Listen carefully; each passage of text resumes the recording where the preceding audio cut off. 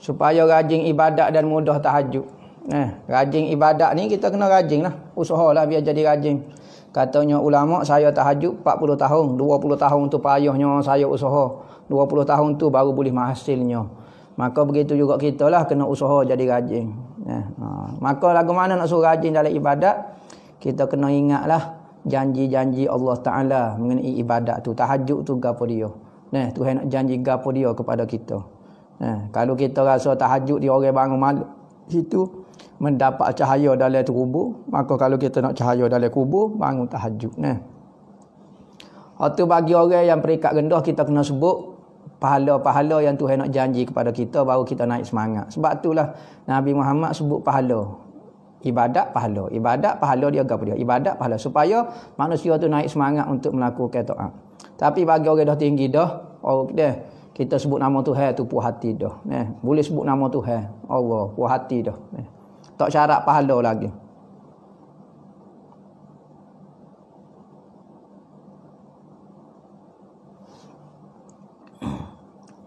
Siapa dia tu imam sebut Allahu Akbar, niat untuk memberitahu tu makmum dia hukum dia batal sembahyang. Tu kena mengaji bab tu imam. Ingat tu imam sebut Allahu Akbar tu bukan nak memberitahu. Memanglah tujuannya Allahu Akbar tu supaya makmum tu tahu gerakannya. Tetapi bagi imam, jangan dia niat nak memberitahu, niat zikir. Kerana dalam sembahyang tak boleh kita kecek. Maka kalau kita kecek Allahu Akbar, seolah-olah kita nak beritahu, hak tu jadi macam kecek pula dalam sembahyang. Sedangkan kecek ni tak dibenarkan dalam sembahyang. Jadi kena niat zikir, Allah Maha Besar, Allah Maha Besar. Memanglah tujuan Allahu Akbar tu, tujuan dia adalah supaya makmum tahu. Tetapi kita jangan niat lagu tu. Jangan niat untuk memberitahu. Bagi itu iman batal tu. Adakah wanita boleh hadir pengkebumian? Boleh, tak ada masalah. Cuma takut bercampur dengan lelaki, takut jadi masalah. Masalah bercampur lelaki dan perempuan dalam suasana kubur. Sedangkan ketika nak mati tu, kita nak supaya majlis rahmat, majlis kasih sayang Tuhan turun dalam tempat tu. Kalau dak bercampur tino jatuh, tino pula pakai tak tutup aurat, pakai baju ketat, pakai duk suka-suka, duk selfie, duk pukul gambar, tak pakai telekung. Akhir sekali majlis kematian itu jadi majlis maksiat. Apabila majlis maksiat, bala turun atas mayat pula. Tapi kalau dia nak hadir, dia jaga molek, tak bergaul dengan lelaki, tu boleh, tak ada masalah apa. Hidup jauh kau apa dia, pakai pakaian yang sesuai, tak ada masalah.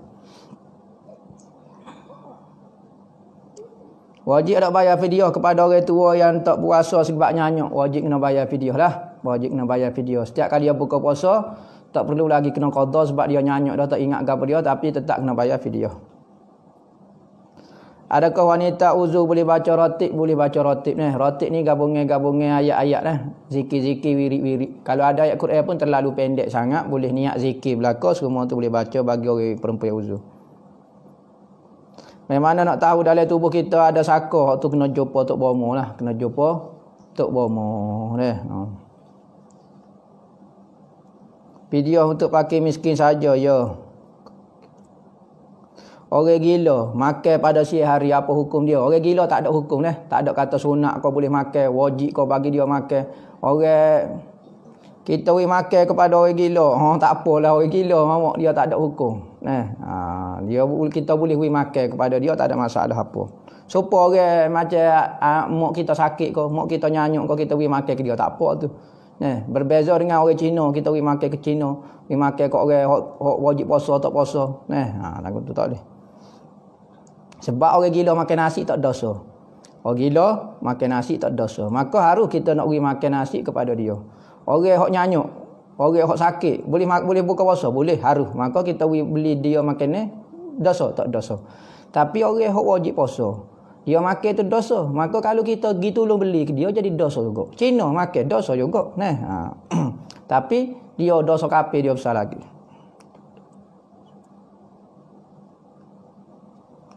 Ibu tunggal, suami lah ni siapa dia tanggung? Ibu tunggal ni siapa dia tanggung? Kalau ayah dia masih ada, maka zakat terah dia, ibu bapa dia lah yang tanggung.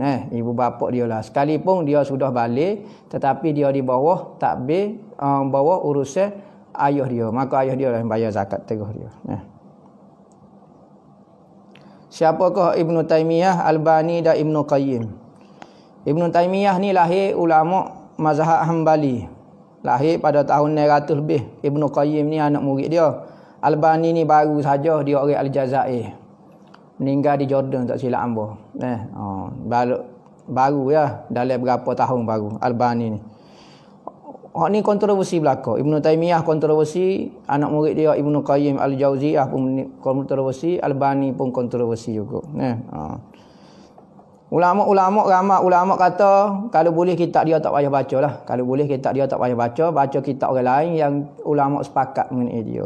Jangan baca kitab-kitab yang kontroversi kerana melahirkan ilmu yang pelik-pelik yang takut jadi pahaman kita berlainnya daripada orang lain. Itu sahaja. Hamba tak usah komen banyak sebab Ibnu Taimiyah ni orang baik, orang jujur. Tetapi sekalipun dia baik, ingat, baik dengan benar ni lain. Dia baik bagus, tetapi ada kesilapan berlaku. Albani, kita tak payah Albani ni curi telur itik kau, dia ni pakai seluar pendek kau, tak ada orang bahas lagu tu. Dia orang baik tetapi ada berlaku kesilapan. Ibnu Qayyim Al-Jauziyah, dia semaya malam dia baca Quran, ni orang bagus belaka. Tetapi kesilapan dia sahaja, kita takut orang terbaca kesilapan dia. Tu sahaja. Kita ahli sunnah wal jamaah hormat semua ulama-ulama. Tetapi hak salah tu kita show. Bukan hamba show dah, ulama-ulama show takut kita terbaca hak salah, kita ikut hak salah tu. Mungkin dia ijtihad kau lagu mana, tapi salah lah kerana bercanggah dengan ulama ramai.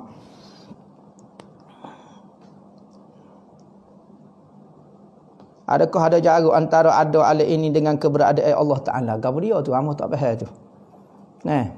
Tuhan tak ada jarak dengan kita. Tuhan ni ulama kata dekat tidak bersentuh, jauh tidak berenggan. Lagu mana tak faham. Rasul Allah Ta'ala ni tidak bertempat. Jauh, dekat, di dalam, di luar adalah tempat. Maka Rasulullah Ta'ala itu tidak lagu tu. Kalau kita kata Tuhan di dalam alam, salah. Tuhan berada di luar daripada alam ini, salah juga.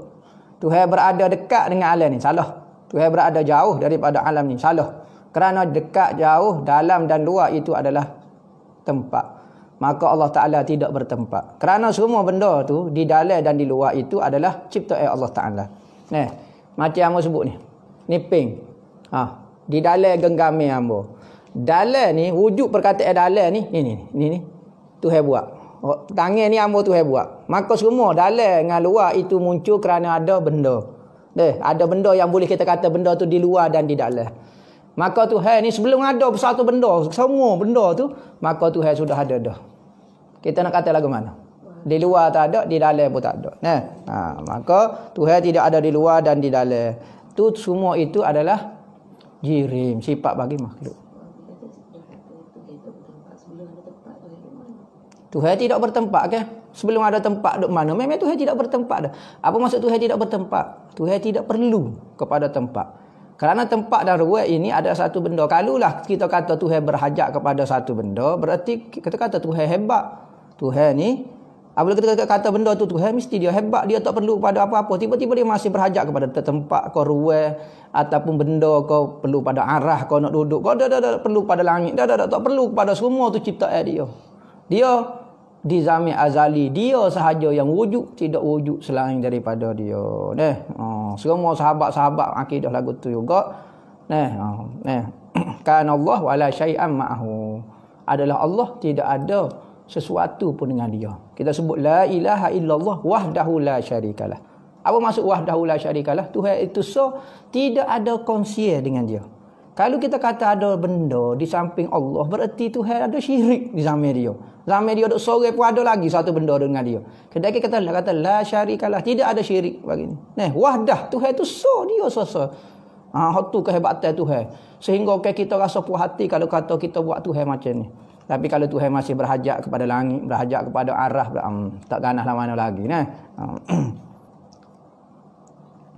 Baca secara berbisik boleh, kau tak baca selagi mana keluar perkataan huruf ke apa dia, maka hukum dia sah. Sekalipun suara perlahan, kita panggil bisik lah. Bismillahirrahmanirrahim.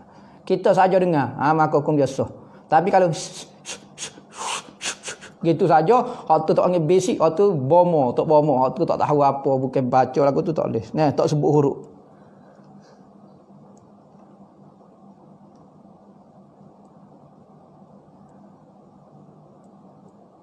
Mandi Jumaat ni mandi ketika nak pergi semaya Jumaat.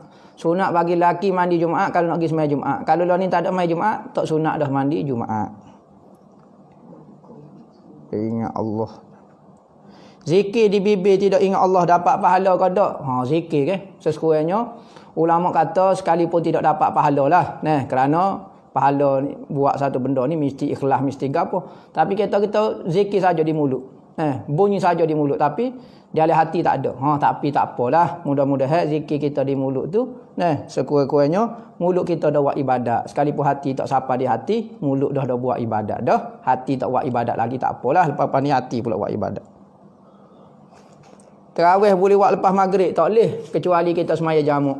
Kalau kita semaya jamak takdim, maghrib kita semaya, lepas tu semaya maghrib kita semaya isya. Dalam waktu maghrib lagi kita nak semaya tarawih boleh. Lepas dah semaya fardu isya, semaya dah hamba semaya jamak maka boleh. Semaya tarawih ni lepas semaya fardu maghrib isya. Tak semaya isya lagi hukum dia tidak sah semaya tarawih ni. Namun kita lewat mari tak ada semaya isya, kita semaya tarawih dulu tak boleh. Maya di belakang Imam Wahabi hukum dia sah. Makruh sahaja.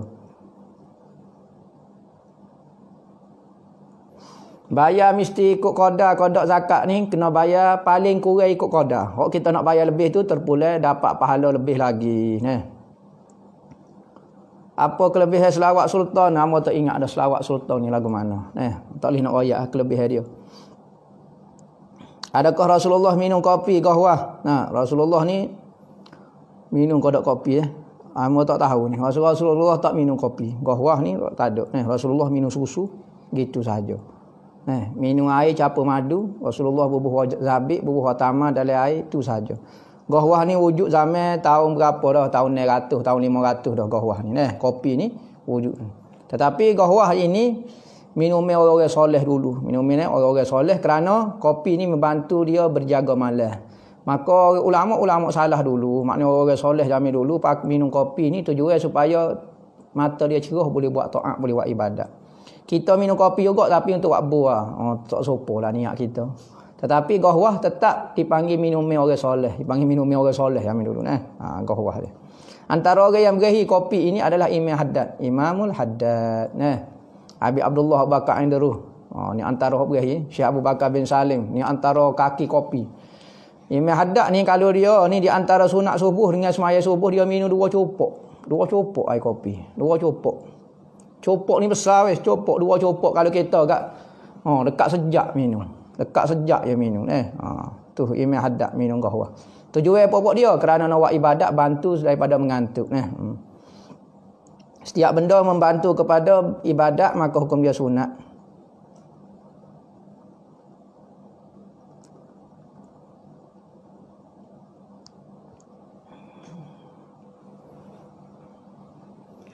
Sudah. Saya tenda keting dalam puasa ni nego. Lepas tu ada pelajar tak muslim, ada situ apa hukum dia duk makan duk gapo. Dia kena nego juga. Sudah. Payah kita nak ayat gua no. Kita jual ni lagu tu lah. Asalnya tak boleh buat kerja lagu tu. Tapi dah terpaksa kita nak kata mana buat dari kadang terpaksa. Jangan kita rela. Jangan kita rela. Kerana kalau kita kerja takut tak ada sumber pendapatan pula kalau kita berhenti cuma pisah-pisah lah cari benda hak lebih molek lagi. Cuma bab orang hak bukan Islam ni gitulah. Kita pun jual dalam keadaan kita tak reda lah. Tak rela gitu Niat nak dakwah dia kau ke mana.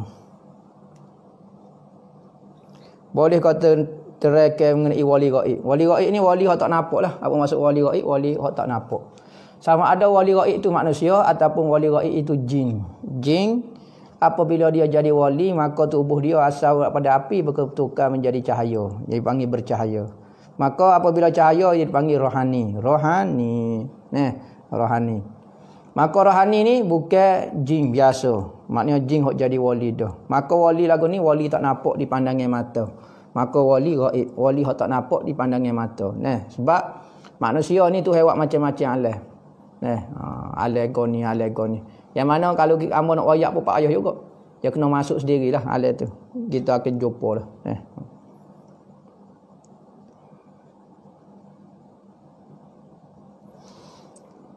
Masalah dengar di tiup tak pernah berjumpa, adakah dia kira murid gini.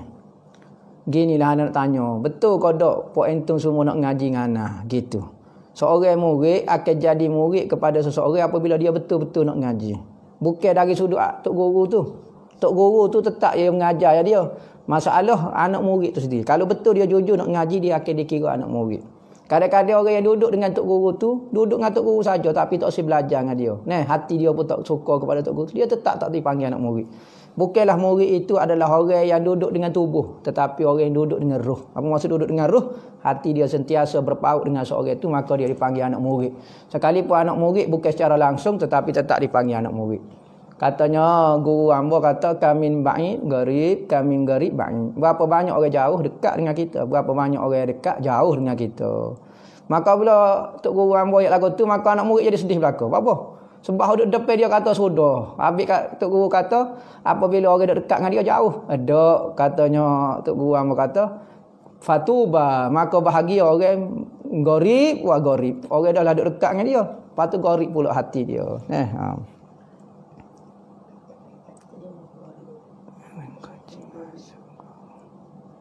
Adakah jin masuk syurga macam kita? Ya.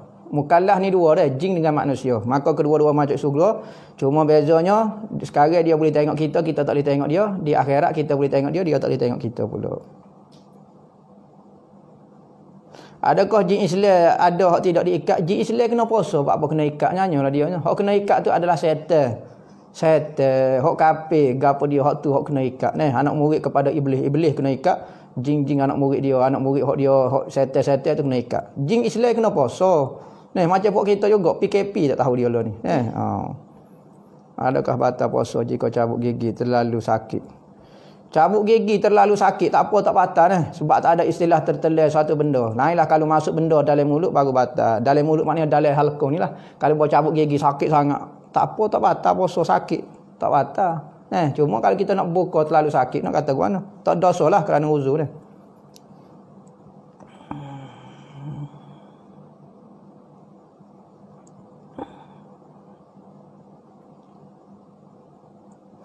Minta cerai kerana takut suami dia tak berlaku adil. Gini, tak berlaku adil ni biar terah dulu kak. Adil kau tak adil. Lainlah kalau dia tak berlaku adil. Jangan kita sengkau benda-benda yang masih tak berlaku, dia tak berlaku adil. Kau takut dia berlaku adil.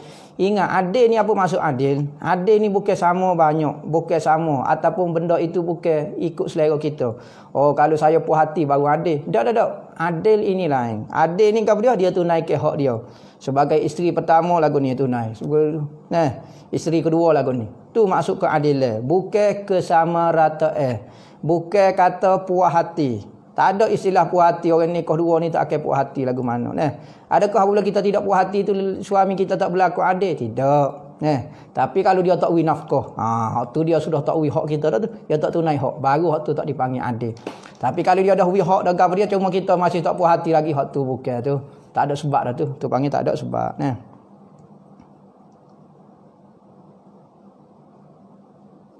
Tanaman sayur dikecing oleh angin boleh dimakan kodok. Basuh lah tapi tak tergamuk dah lah. Kena basuh lah.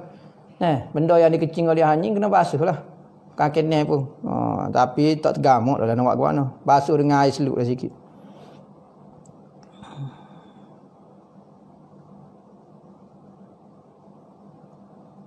Hukum dukung bayi perempuan kurang 2 tahun dalam semayang. Hukum dia kalau tak ada najis, hukum dia sah. Tak ada masalah. Apa hukum menangisi jenazah? Biasalah Nabi pun menangis. Cuma jangan buat benda-benda haram, meratap kau apa dia buat benda-benda tidak redha ketentuan tu haram lah.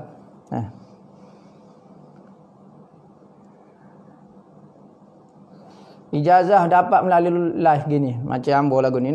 Boleh kau dak hamba beri ijazah kepada orang lain? Boleh. Ijazah yang hamba beri itu biasa-biasa dalam majlis hamba, ijazah mujaz dengan mujiz. Mujaz ni kita dapat ijazah dan kita boleh ijazahkan kepada orang. Mudah-mudahan berpanjangnya kebajikan. Hukum solat tutup mata. Asalnya hukum dia makruh. Tetapi kalau tutup mata tu khusyuk, buka mata tak khusyuk, okey, sunat tutup mata pula. Asal hukumnya sembahyang ni kena buka mata dan tengok tempat sujud. Itu afdal sekali. Kalau kita boleh khusyuk dengan lagu tu, afdal buat lagu tu. Tapi kalau kita tengok tempat sujud mengganggu kita, afdalnya kita kejam mata. Hukum tak baca Fatihah sebab imam terlalu laju. Imam terlalu laju tak ada baca Fatihah. Tak ada qada berdiri ada baca Fatihah. Maka kalau tak ada masa tu imam berdiri qada baca Fatihah, maka boleh tinggal Fatihah, bacalah sekadar kita mampu saja. Tu imam baca cepat sangat Fatihah dia, maka tak ada baca standard. Misalnya standard baca Fatihah ni 10 saat. Tiba-tiba tu imam bangun caca 8 saat ataupun 7 saat. Dia adalah baca Fatihahnya. Dia baca cara cepatlah. Maka kita tak ada semacam. Maka hukum dia semua makmum tu masbuk belaka, tak ada makmum muafiq. Boleh tinggal Fatihah sekadar kita mampu saja. Dah bismillah dah waladhdall dah maliki yaumiddin. Waktu sesuai bila nak baca hizib bahar, baca lepas asar lah. Baca lepas asar pun boleh molek afdalnya. Baca biasa amalia baca lepas subuh ataupun lepas asar kerana ditulis oleh 2 malaikat. Malaikat malam dengan malaikat siang. Tu pertukaran waktu, pertukaran malaikat. Maka amalan kita ditulis dalam 2 buku. Pertama buku siang. Misalnya kita baca lepas asar. Malaikat siang pun tulis. Kita tengah baca hizib bahar. Dia pun naik. Malaikat hok malam pula tu. Dia duk baca hizib bahar. 2 kali ditulis dalam buku siang so dalam buku malam. So, begitu juga lepas subuh. Maka sebab tu amalan buat lepas subuh ataupun lepas asar.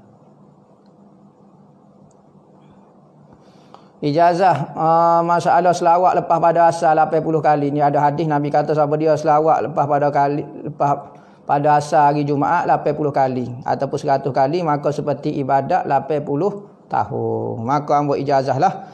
Selawat ya Allahumma salli ala sayyidina Muhammadin nabiyil ummi wa ala alihi wa sahbihi wasallam. Allahumma salli ala sayyidina Muhammadin wa ala alihi wa sahbihi wasallam. Muhammadin nabiyil ummi wa ala alihi wa sahbihi wasallam. Selawat ummi tu 100 kali ataupun 80 kali.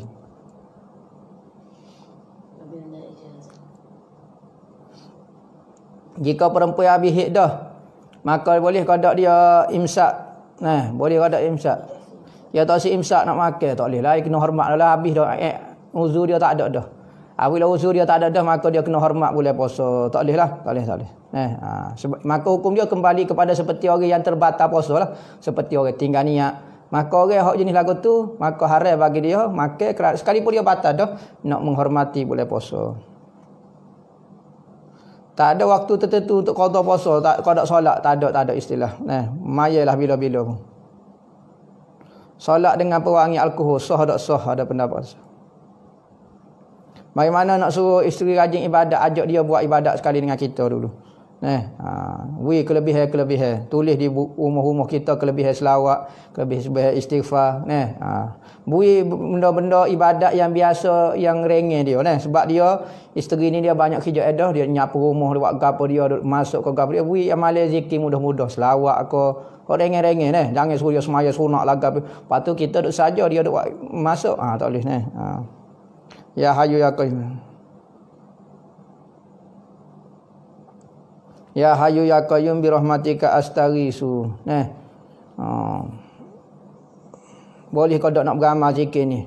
Moleklah. Ya Hayyu ya Qayyum bi rahmatika astaghiitsu. Ya Hayyu ya Qayyum ni ada ulama kata ini adalah ismul azam. Ya Hayyu ya Qayyum. Kalau kita ada hajat berat-berat kita sebut ya Hayyu ya Qayyum. Ya Hayyu ya Qayyum 3 kali. Bi rahmatika astaghiitsu. Dengan kasih sayangmu aku minta tolong. Nak minta ijazah pakai serban tak boleh lah. Dalam live mana boleh ijazah pakai serban. Dia kena ambil pegang kepala pakai serban. Ni dipanggil ijazah serban lah. Kelebihan pakai serban, Nabi kata siapa dia pakai serban, Nabi kata ta'ammamu fa innahu yazdad hilma. Nabi kata pakai serban lah. Kerana memakai serban ini menambah ke sifat lemah lembutmu, katanya Nabi. Nabi kata al-imamah itu tijanul arab. Iza wada'a haibatuhu. Gitulah lebih kurang. Nabi kata serban itu merupakan mahkota bagi orang Arab. Maka apabila dia membuai kain serban dia, maka membuai kehebatan dia. Tengok orang Arab lah ni. Kalau dia buai kain serban dia tak nampak hebat lalu. Tu memang Nabi sebut dah. Pakai serban pula kelebihan dia 70 kali lebih. Kalau kita semaya pakai serban 70 kali lebih daripada semaya dengan tidak berserban. Nabi kata perbezaan di antara kami orang Islam dengan orang kafir musyrikin adalah kopiah ni. Lepas tu atas dia ada serba. Ha. Al-amaim fauqal qalanis. Minyak goreng ayam, daging terpecik baju boleh kau dok buat semaya? Boleh. Minyak goreng ayam, daging kau gapo dia percik, tak ada masalah gapo dia. Boleh bos sikit juga.